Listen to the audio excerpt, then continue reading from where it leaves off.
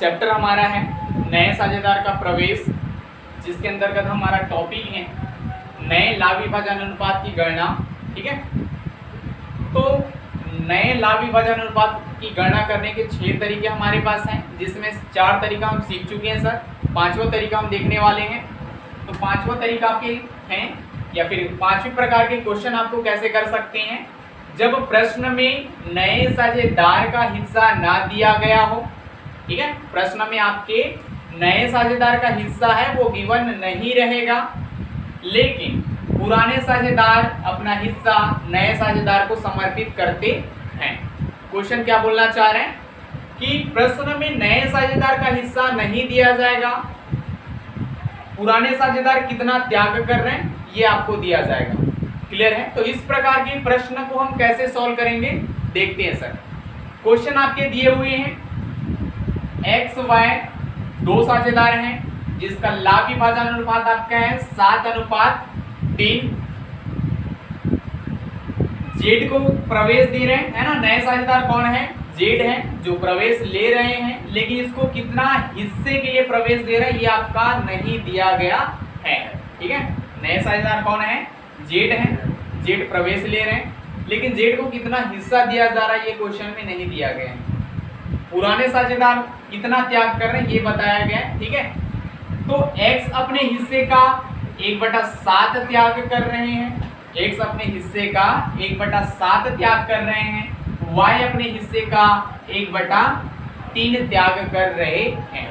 तो इस क्वेश्चन से हमें ये समझ में आ रहा है सर कि जेड जो है वो नए साझेदार हैं, जिनको कितने हिस्से के लिए प्रवेश दे रहे हैं ये स्पष्ट नहीं बताया गया है, लेकिन ये आपको बताया जा रहा है कि जो पुराने साझेदार हैं वो नए साझेदार के पक्ष में किस अनुपात में त्याग कर रहे हैं या फिर कितना कितना त्याग कर रहे हैं। तो ये जो पुराने साझेदार जितना जितना त्याग कर रहे हैं उनका टोटल ही नए साझेदार का हिस्सा होने वाला है। क्लियर है ये चीजें? तो सबसे पहले हम देख लेते हैं, त्याग अनुपात कंफर्म करेंगे। त्याग अनुपात की गणना, जब हमारा त्याग अनुपात क्लियर हो जाएगा तब हम इसके जो टोटल करके हम बता सकते हैं कि नए साझेदार का हिस्सा क्या होगा। तो सबसे पहले देख लेते हैं कि पुराने साझेदार x और y कितना कितना त्याग कर रहे हैं या फिर कितना हिस्सा दे रहे हैं नए साझेदार को। क्लियर है ये चीजें? तो क्वेश्चन क्या कहता है कि x अपने हिस्से का, x का हिस्सा कितना है सर? 7/10। x का हिस्सा कितना हो जाएगा? 7/10। तो x अपने हिस्से का 1/7। तो x का हिस्सा कितना है देख लेते हैं, x कितना त्याग कर रहे हैं। तो x का हिस्सा है 7/10, ये अपने हिस्से का 1/7 त्याग कर रहे हैं। समझना था थोड़ा सा, है ना। त्याग अनुपात ये 1/7 नहीं है, त्याग अनुपात बताया गया है कि x अपने हिस्से का 1/7 देते हैं, तो उसका हिस्सा कितना है? 7/10। x का हिस्सा है 7/10, तो 7/10 का ये त्याग कर रहे हैं 1/7। क्लियर है ये चीजें? x कितना दे रहे हैं? अपने हिस्से का 1/7। तो अपने हिस्से का 1/7 त्याग करते हैं तो ये कितना है देखते हैं। काम इस होता है गुना, गुना में ऊपर का ऊपर नीचे का नीचे, 7 एकम 7 और ये हो जाएगा 7 दाहम 70। तो x कितना त्याग कर रहे हैं सर?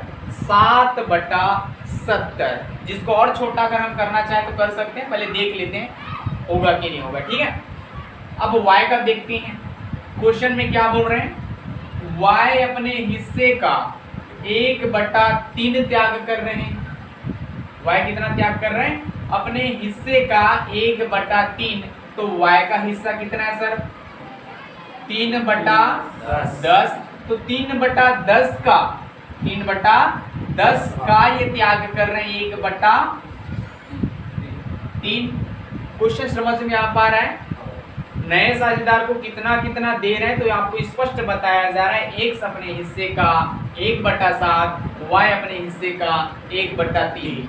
तो इसका हिस्सा था 7/10, 7/10 का 1/7 होने वाला आपका 7/70। 3/10 का 1/3 आपका होने वाला है 3/30।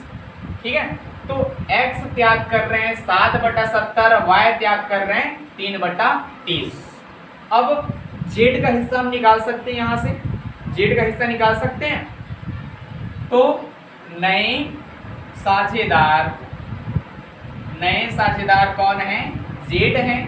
तो z का हिस्सा कितना होगा देखते हैं सर।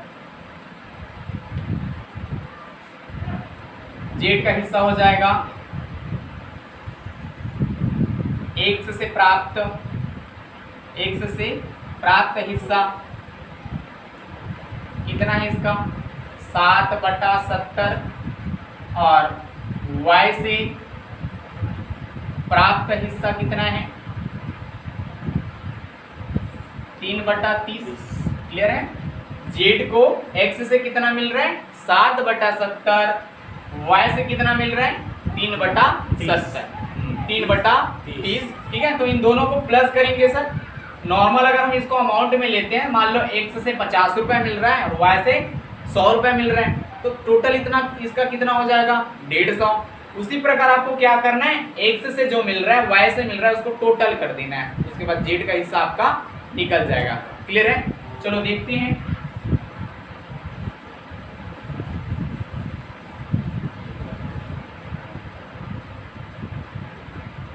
z का हिस्सा हो जाएगा सर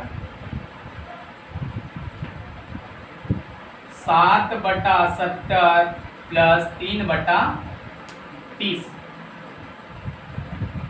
सॉल्व करते हैं। सबसे पहले आपको क्या निकालना पड़ेगा? लघुत्तम समापवर्तक निकालते हैं सर। यहाँ 70 और आपका 30 का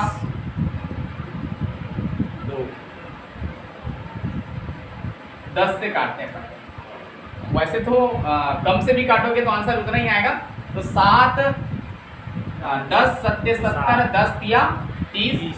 अभी आपके 3 से जाने वाले हैं, 7 तो जाएगा नहीं, 3 एकम 3। अब 7 से जाने वाले हैं तो 7 एकम 7। क्लियर है ये चीजें? तो आपका ये हो जाएगा 10 तिया 30 और 30 सत्ते 210 होने वाला है आपका।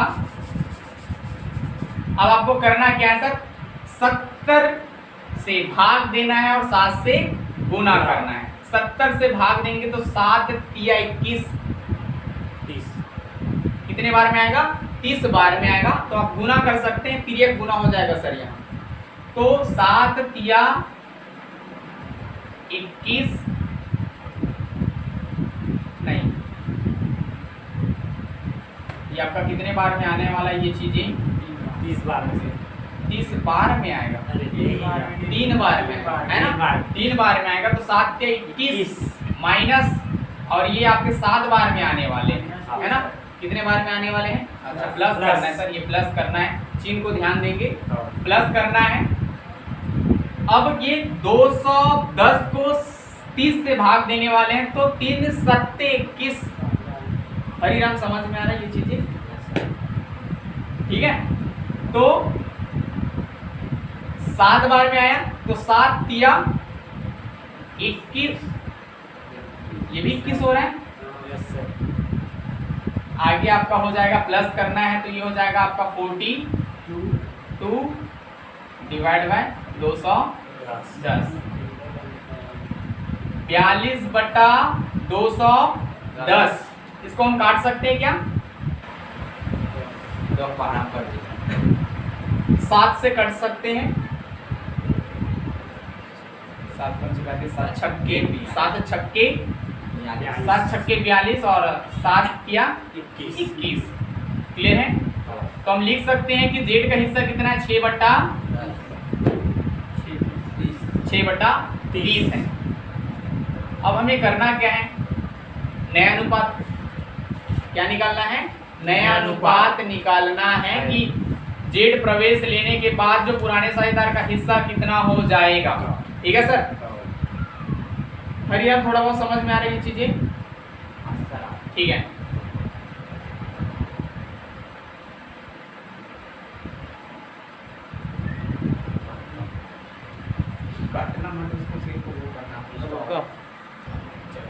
आगे देखेंगे।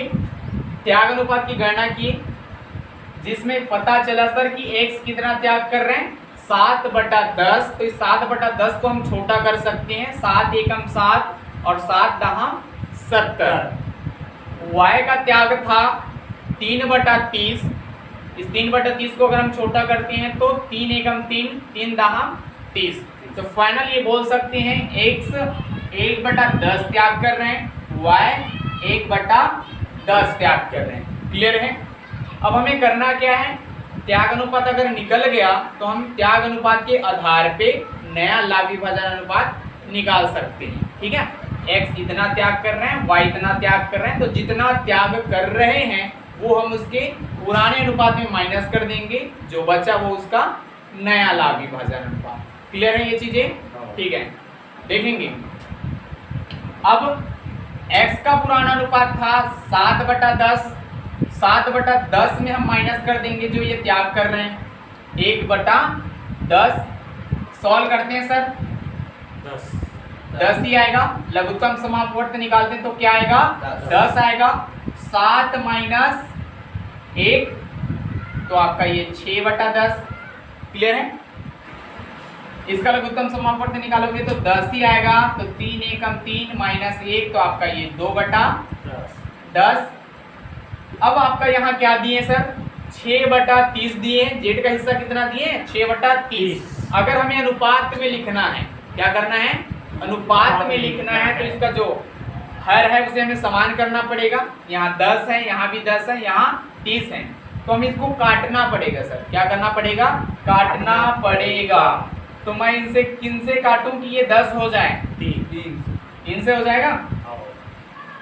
3 दूनी 6 और 3 दहाम 30। क्लियर है? तो फाइनल हम बोल सकते हैं कि नया अनुपात क्या हो जाएगा 6:2:2। अब छठवां तरीका हम देखने वाले हैं। तो छठवें तरीके में आपको किस प्रकार से क्वेश्चन कर सकते हैं देखते हैं सर।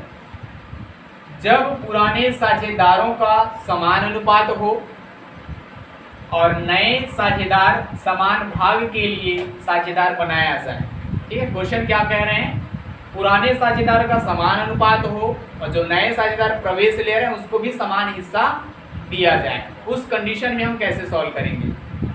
क्वेश्चन आपके दिए हुए हैं, 2 साझेदार हैं आपके ए और बी, जिसका अनुपात क्या है 1:1 है, जिसको हम लिख सकते हैं 1/2 1/2। नए साझेदार सी को प्रवेश देते हैं और बोला जा रहा है कि उसको भी समान हिस्सा दिया जाता है। अब जो जितना भी लाभ है वो 3 भागों में बंटने वाला है। तो हम ए बी सी तीनों का अनुपात हम लिख सकते हैं 1:1:1, जिसमें सी का हिस्सा हम लिख सकते हैं 1/3। तो नए साझेदार जो सी है उसको 1/3 दिया जा रहा है। ठीक है, अब हमें फाइनल क्या निकालना है नया लाभ विभाजन अनुपात। तो देखते हैं सर, इसको हम ऐसे सॉल्व कर सकते हैं। माना फर्म का लाभ 1 है।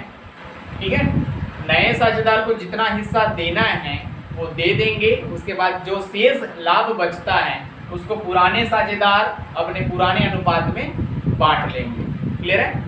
तो माना फर्म का लाभ 1 है, सी का हिस्सा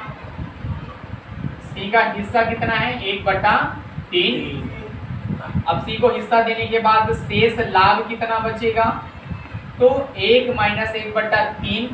सॉल्व करते हैं तो आपका आ जाएगा ये 2/3। तो शेष हिस्सा कितना बचा 2/3। अब ये जो शेष हिस्सा है वो पुराने साझेदार अपने पुराने अनुपात में बांटने वाले हैं। तो x का हिस्सा हो जाएगा ये 2/3 का 1/2 है ना। ये शेष हिस्सा है और पुराना अनुपात इसका क्या है 1/2।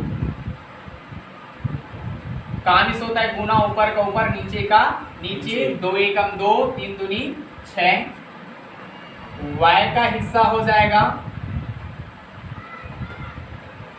2/3 का 1/2।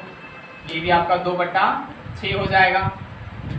तो x का हिस्सा कितना है 2/6, y का हिस्सा है 2/6। नया अनुपात हमारा निकल गया। अब यहाँ हम c का हिस्सा भी, एक मिनट, ये भी है ये और ये आपका d। c का हिस्सा है आपका, c का हिस्सा कितना निकला था 1/3 है। अगर हमें अनुपात में लिखना है तो इसको क्या करना पड़ेगा 6 करना पड़ेगा। तो 2 का गुना 2 एकम 2, 3 दूनी 6, 3 दूनी 6। फाइनल हम लिख सकते हैं नया अनुपात आपका हो जाएगा 2:2:6।